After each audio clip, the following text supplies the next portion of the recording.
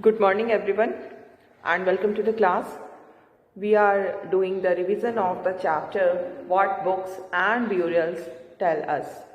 And under this chapter we were discussing about the information which we get from books, the ancient book. And the oldest book as we know is Rig Veda.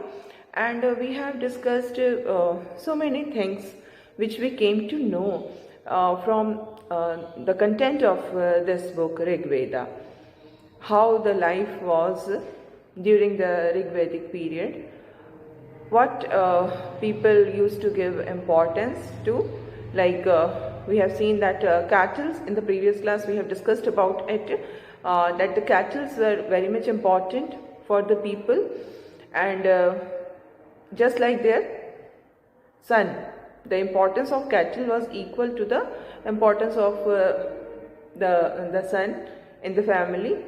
And we have also seen that there was battles also, and these battles were fought for so many reasons. Like one of the important reason for the battles was cattle.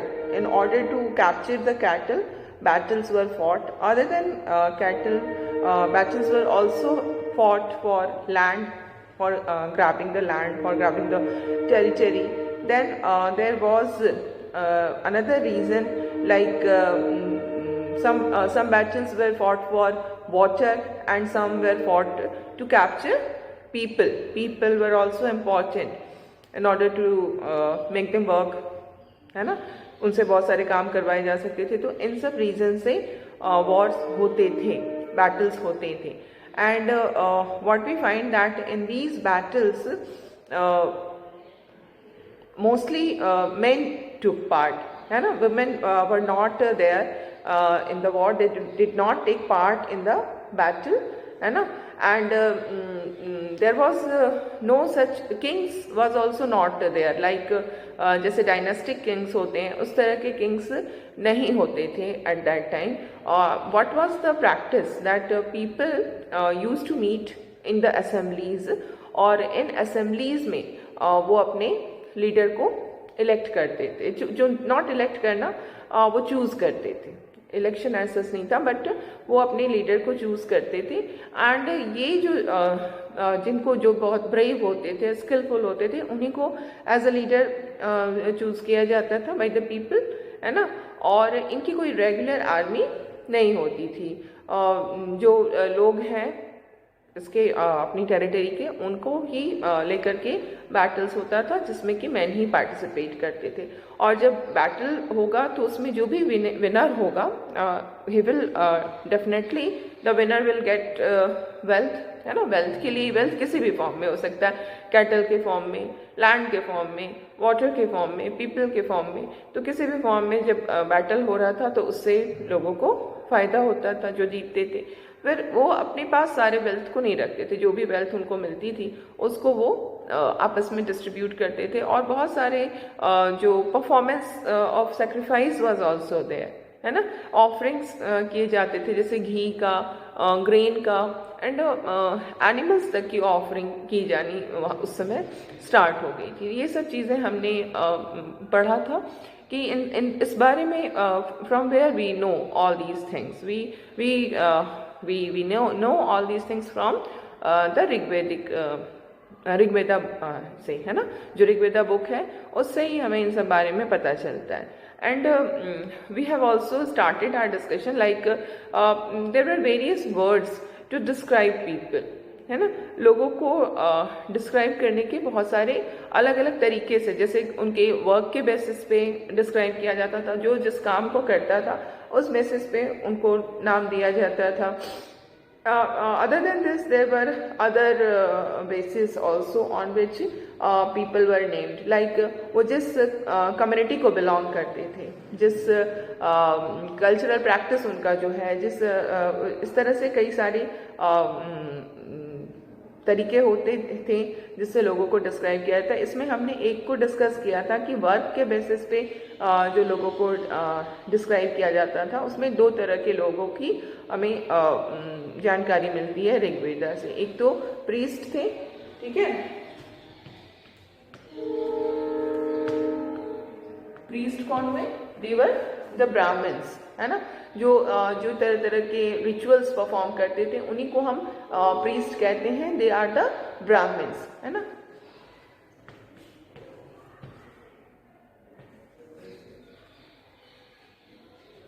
इसके अलावा जो और work के basis पे एक और group of people जो था मौजूद था उस समय के सोसाइटी में, that was Raja. Okay,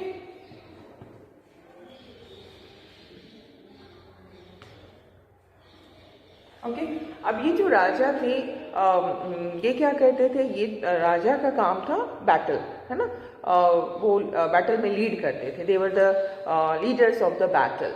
and these rajas, the rajas of Rigvedic period were very different, है ना।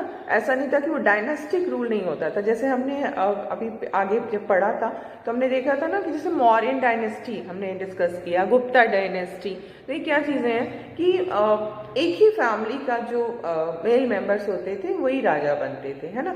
जैसे कि जो भी राजा है अगर उसका डेथ हो जाता है तो फिर जो उसका बेटा होगा, है ना, वो राजा बनेगा, इसी को हम डायनेस्टिक रूल कहते हैं। But at during the Rigvedic period dynastic rule was not there, dynasty का रूल नहीं था कि एक ही फैमिली के लोग रूल करेंगे, इस तरह की कोई भी चीज नहीं थी। We can say that the rulers were chosen by the people, है ना। एंड कोई पैलेस भी नहीं होता था, जैसे बाद में जिस तरह से हमने देखा, और हमारे दिमाग में क्या आता है, whenever we think of the king we think of a palace, we think of a regular army, कि बहुत बड़ी आर्मी है, बहुत बड़ा पैलेस है, लेकिन इस तरह की चीज़ें कुछ भी उस समय में नहीं था। ना तो राजा के पास पैलेस होता था, ना ही उसके पास एक बड़ी आर्मी होती थी, और न ही वो टैक्स कलेक्ट करता था। Tax collection is also one of the most important function of the king, है ना। किंग तो वही काम ही होता है, वो टैक्स कलेक्ट करेंगे, फिर उस टैक्स से वो बहुत सारी जो भी फैसिलिटीज़ हैं वो प्रोवाइड करते थे। लेकिन इस समय जो ऋग्वैदिक पीरियड की हम डिस्कशन कर रहे हैं, during that period this tax collection was not started, ठीक है। और इस तरह से राजा जो थे वो बहुत ही डिफरेंट टाइप ऑफ रूलर्स होते थे, जो कि बैटल्स में लीड करना ही जिनका काम होता था। Okay, and other than these two, जो कि वर्क के बेसिस पे हमने देखा ये डिवीजन था, ये ग्रुप ऑफ पीपल थे, इसके अलावे कुछ और भी वर्ड्स यूज हुए हैं ऋग्वेदा में जिससे कि पीपल या कम्युनिटी को डिस्क्राइब किया गया है। ऐसा ही एक वर्ड है जना। So what does it mean, जना का क्या मतलब होता है। जना जो होता है ना, it is a Hindi word, है ना। जना जो है वो एक हिंदी वर्ड है। जैसे हिंदी में हम क्या कहते हैं, जन, है ना, जन साधारण। You must have heard this word, जन साधारण। जन साधारण मतलब कॉमन पीपल जो होते हैं उन्हीं को हम जन कहते हैं, है ना। तो ये जन उन्हीं के लिए आ रहा है, द कॉमन पीपल, ठीक है। और इसी तरह से एक और वर्ड जो है वो यूज हुआ है, और वो है wish.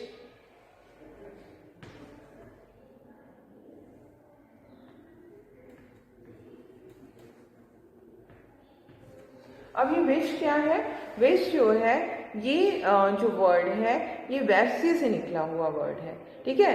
And we have read all these things, हम लोग तो पहले ही, क्योंकि वी आर रिवाइजिंग ना, तो हमने तो वैश्य के बारे में पहले ही जान लिया है।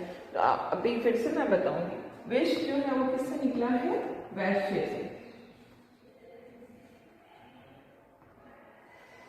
ओके, विश जो वर्ड है वो वैश्य से निकला है, और वैश्य जो है वो क्या होते हैं सोसाइटी में।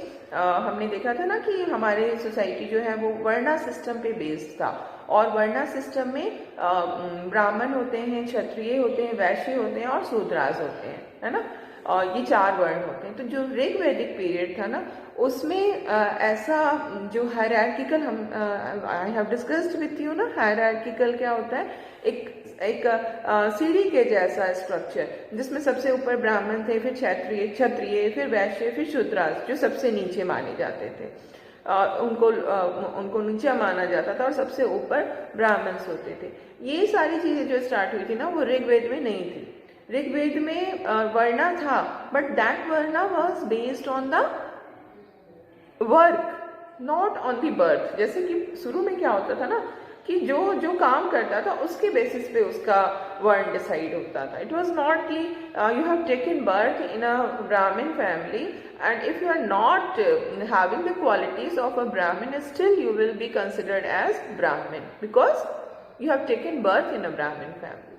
So it is only the advantage of taking birth. इस पे आपका कोई अचीवमेंट नहीं है, है ना। हमने तो बस वो बर्थ तो कोई भी कहीं भी ले सकता है। It is not something for which we should be rewarded, है ना। लेकिन जो सिस्टम था वो यही था। और ये सिस्टम जो हम बता रहे हैं कि बर्थ के बेसिस पे वर्णास बनते थे, वो ऋग्वेद में नहीं था, है ना। ऋग्वेद में जो वर्णा सिस्टम था वो वर्क के बेसिस पे था, बर्थ के बेसिस पे नहीं था, ठीक है। तो वर्क के बेसिस पे वर्णास बने हुए थे। और इसी में हमने देखा कि एक टर्म तो जना यूज हो रहा है जो कि कॉमन पीपल के लिए आ रहा है, एक टर्म हो रहा है विश यूज हो रहा है जो कि वैश्यास के लिए आ रहा है। और जो वैश्य है वो कौन थे, जो वो कम्युनिटी जो कि ट्रेडिंग करने वाले होते थे, उनको हम वैश्य कहते थे, ठीक है। और इस तरह से अगर हम ऋग्वेद में बहुत सारे ऐसे मेंशंस हैं, there are mention of so many विशा और जना, है ना, लाइक पुरु जना या पुरु विश है, भारत जना और भारत विश, यदु जना, यदु विश, ये सारे का जो हमें इसमें ऋग्वेदा में इनका जिक्र मिलता है, ठीक है। पुरु जना,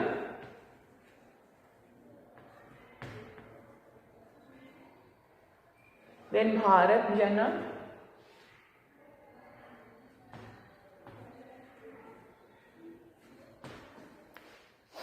भारत जना, पुरु जना, भारत जना, यदु जना, ठीक है। These are the different names which are there in the Veda.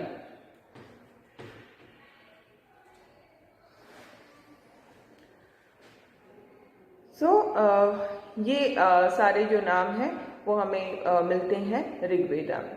अब इसके बाद हम क्या देखते हैं कि कुछ लोगों ने अपने आप को भी डिफरेंट नाम दिया। जैसे हम क्या देखते हैं कि there were people who composed the hymns, ठीक है।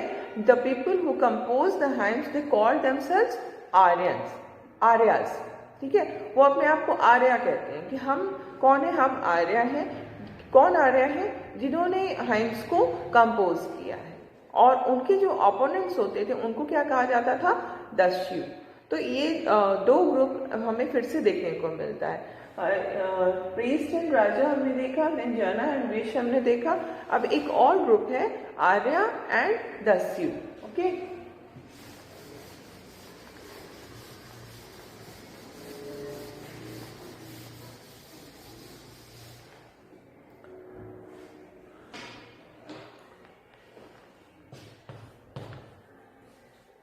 Who were Aryas? Aryas were people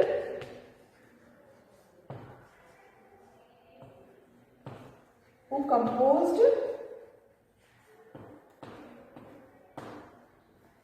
hymns.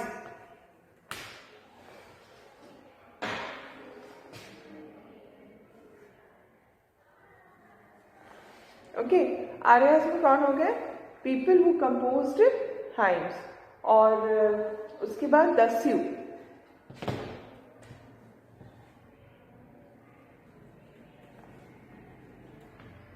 दस्युस में कौन हो गए?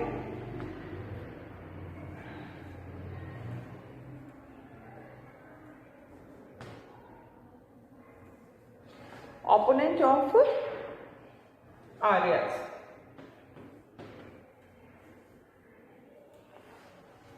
ठीक है। जो आर्यस के ओपोनेंट थे उनको हम दस्यु कहते हैं।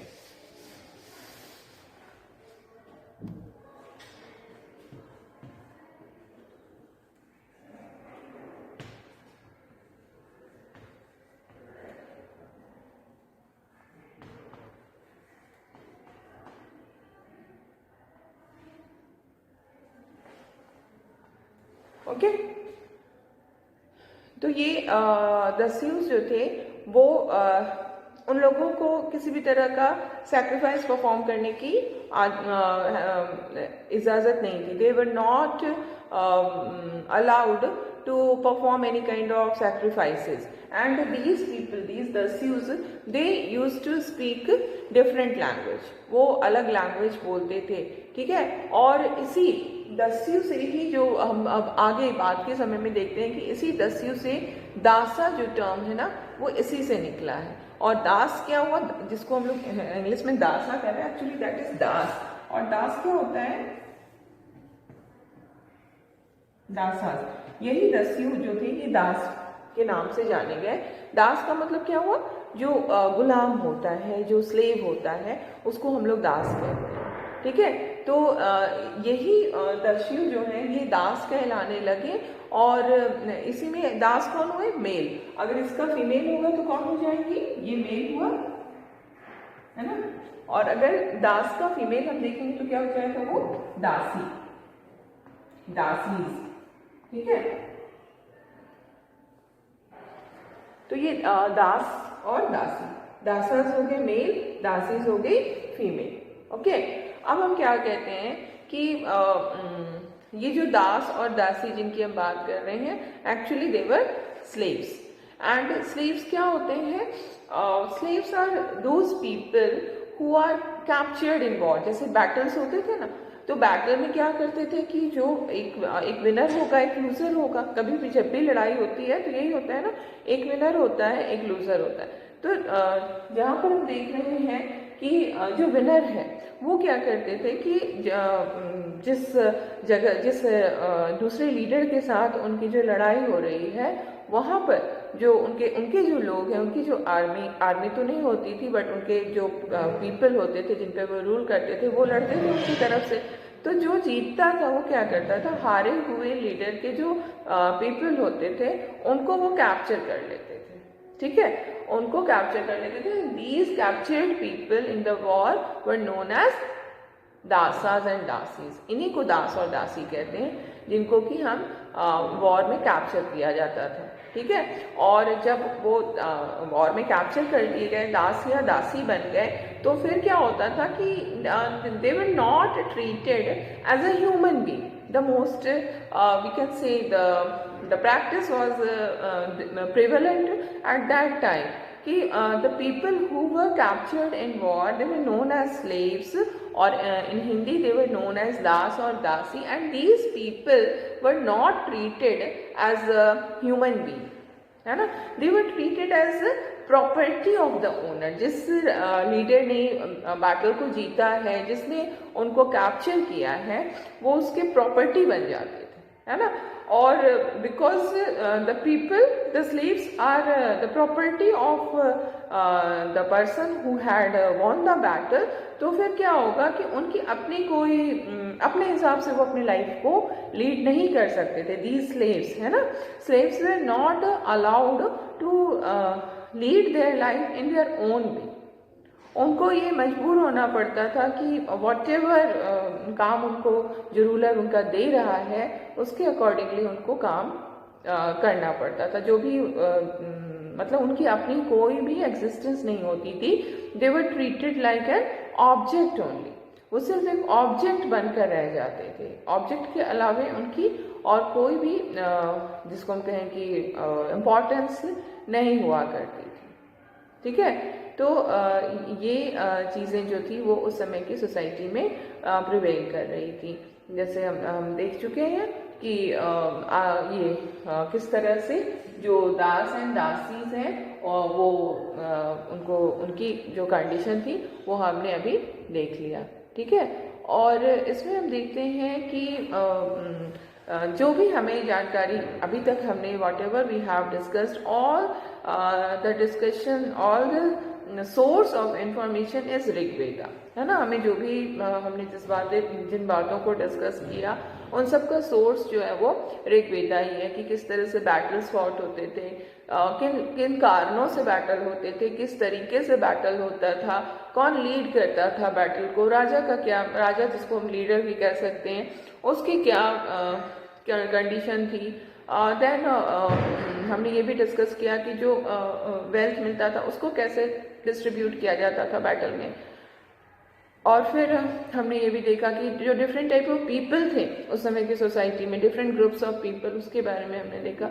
तो ये सारे जो भी हमें नॉलेज मिला है, वो सारे के सारे नॉलेज का जो सोर्स है दैट इज ऋग्वेदा। और ऋग्वेदा जो बुक जो हम देखते हैं, जो कंपोज किया गया ऋग्वेदा, वो कहाँ पर था, किस एरिया में कंपोज किया गया, that was the north western part of the सब कॉन्टिनेंट। जो हमने इंडियन सब कॉन्टिनेंट बताया था ना, जिसमें कि सिर्फ India is not there in the Indian subcontinent, other than India Pakistan is also there, then Nepal, Bhutan, Bangladesh, Myanmar and this Sri Lanka, all these countries are considered to be in the Indian Ocean, Indian subcontinent, ठीक है। तो ये पूरा का पूरा जो Indian सब continent है उसके नॉर्थ वेस्टर्न पार्ट में ऋग्वेदा लिखी गई थी।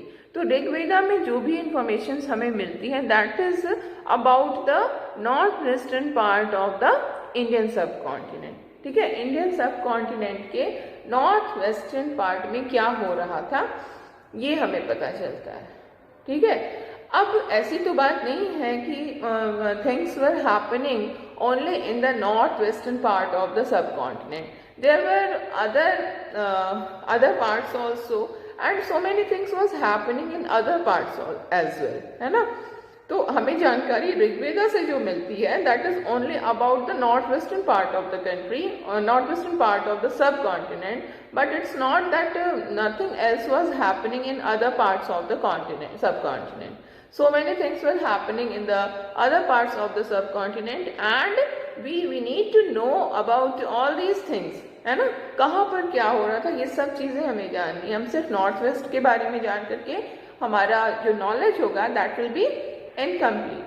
तो अब हम देखेंगे कि अदर पार्ट्स में क्या हो रहा था other than this north western part of the Indian subcontinent. What was happening in other parts of the continent and what is the source of knowing the happenings of the other parts of the subcontinent. The source is burial. We have discussed about books, है ना. Try to relate the content of the chapter with the name of the chapter. ठीक है. Chapter का नाम क्या है? What books and burials tell us. Book क्या कहता है हमें, हमारे बुक से हमें क्या जानकारी मिलती है, बुक हमें क्या बताता है और ब्यूरियल्स हमें क्या बताते हैं. तो बुक के बारे में हमने देख लिया, ऋग्वेदा को हमने डिस्कस किया कि ऋग्वेदा से हमें क्या क्या पता चलता है ना. अब हम देखेंगे कि there are another source through which we know about the life in the ancient time in the Indian subcontinent. तो ये अदर सोर्स क्या है? That is burial. ये ब्यूरियल से हमें बहुत सारी जानकारी मिलती है उस समय की लाइफ के बारे में. ठीक है. अब ये जो ब्यूरियल्स है वो हमारे लिए एक बहुत ही इम्पॉर्टेंट सोर्स ऑफ इंफॉर्मेशन है. ठीक है. इसमें हम क्या देखते हैं कि कुछ टर्म्स आएंगे जिसको कि you must be clear about these terms. ये टर्म्स सुनने में थोड़ी सी घबराहट होती है क्या है, but once you understand what is it, then there will not be any kind of fear or lack of कि मतलब डर जो होता है ना कि क्या पता कौन सा वर्ड है इसका क्या मीनिंग होता है. बस एक बार अगर आप समझ लेंगे तो फिर ये डर खत्म हो जाएगा, है ना. सो व्हाट इज रिक्वायर्ड कि try to understand the terms. ठीक है. जब टर्म्स का हम मीनिंग बता रहे होते हैं तो उसको समझना बहुत जरूरी है. ओके. तो now we will see the burials.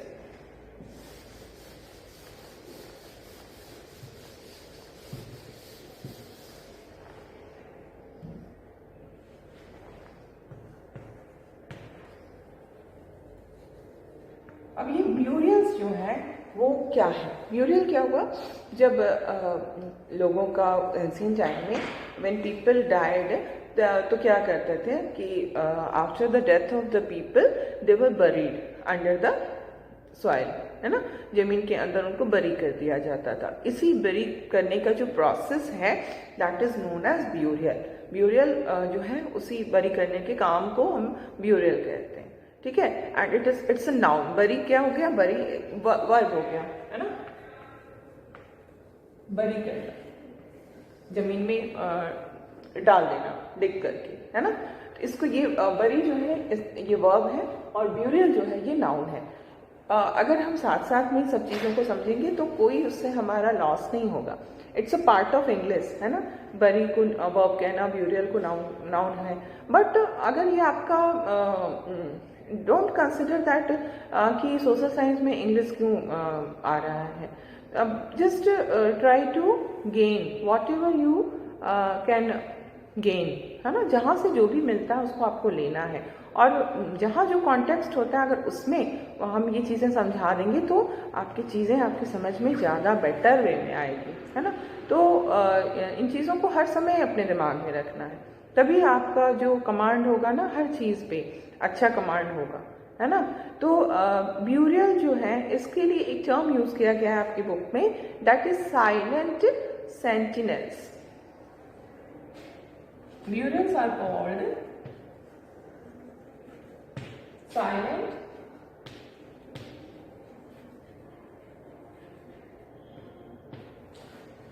sentinels, ठीक है। अब ये साइलेंट सेंटिनल्स से क्या मीन करते हैं? इसका ये मतलब हो रहा है कि ये जैसे सेंटिनल्स क्या हुए, जिसको हम कहते हैं हिंदी में जो हमारे प्रोटेक्शन के लिए खड़ा होता है, जैसे गार्ड होते हैं ना, दरवाजे पे गार्ड खड़े होते हैं बंदूक लेकर के। कई जगह पे आप जाते होंगे, यू मस्ट हैव सीन कि वहाँ पर उस तरह की सिक्योरिटी जो है वो अरेंजमेंट होता है, जिनको हम कहते हैं कि बिल्कुल बंदूक लेके गार्ड खड़े होते हैं। तो उसी तरह के ये जो ब्यूरियल्स हैं वो साइलेंट सेंटिनल्स हैं, वो गार्ड कर रहे हैं, ठीक है। They are just like guards. अब हम ये देखेंगे कि वो किस चीज़ की गार्ड कर रहे हैं, क्यों इसके लिए गार्ड वर्ड जो है वो यूज़ किया गया है, ठीक है। तो जो नीचे में जिसको बरी किया गया है उसके ऊपर क्या किया जाता था ना, जैसे कोई भी किसी का भी डेथ हुआ तो उसको बरी कर दिया जाता था, और उसके बाद क्या किया जाता था कि ये पता चले कि ये एक ब्यूरियल साइट है। इन ऑर्डर टू नो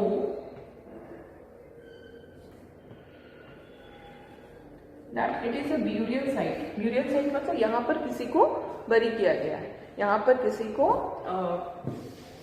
जमीन के अंदर किसी की डेथ हुई थी और उसको जमीन के अंदर दफन किया गया है, ठीक है। तो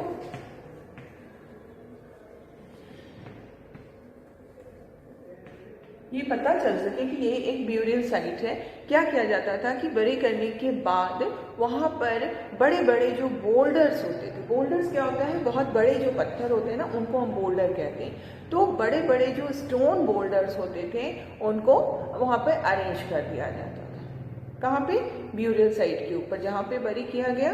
सपोज यहाँ पे बरी किया गया है जमीन के अंदर, ठीक है, यहाँ पे बरी किया गया है, तो अब ये ब्यूरियल साइट बन गया, है ना। अब इस ब्यूरियल साइट के ऊपर क्या किया जाएगा कि बड़ा सा स्टोन बोल्डर लगा दिया जाएगा, और इसी को हम क्या कहते हैं, ये जो बड़ा सा स्टोन बोल्डर लगाया जा रहा है, दिस इज कॉल्ड मेगालिथ्स, ठीक है। इसी को हम कहते हैं megaliths.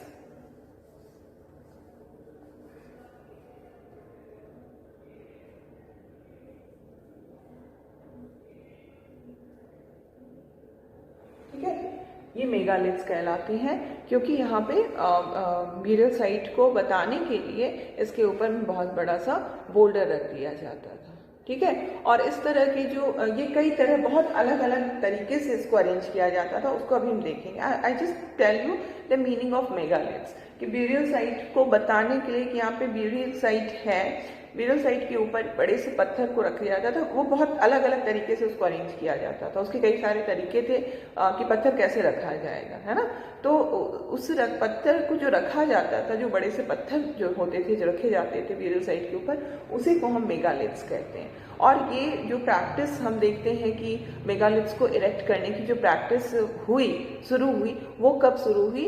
3000 years ago. It started 3000 years ago. इसका क्या मतलब हुआ? 3000 ईयर्स अगो का मतलब क्या हुआ? 3000 को हम लोग 2000 में से माइनस करेंगे तो क्या आएगा? -1000। तो दैट इज 1000 BC। ये कब की कहानी हम बता रहे हैं? ये मेगालिथ्स कब स्टार्ट हुआ? 1000 BC। ओके, 1000 BC में ये मेगालिथ्स बनने स्टार्ट हुए। और ये सबसे ज़्यादा जो प्रेवलेंट था, कौन से एरिया में था? It was prevalent in Deccan, south India, है ना, साउथ इंडिया में, फिर नॉर्थ ईस्ट में भी इंडिया के, और कश्मीर में, नॉर्थ में। इन जगहों पर ये मेगालिथ्स का जो प्रैक्टिस था वो बहुत प्रेवलेंट था अराउंड 1000 BC। ठीक है, so this is all for today, and in the next class we will continue our discussion. Okay.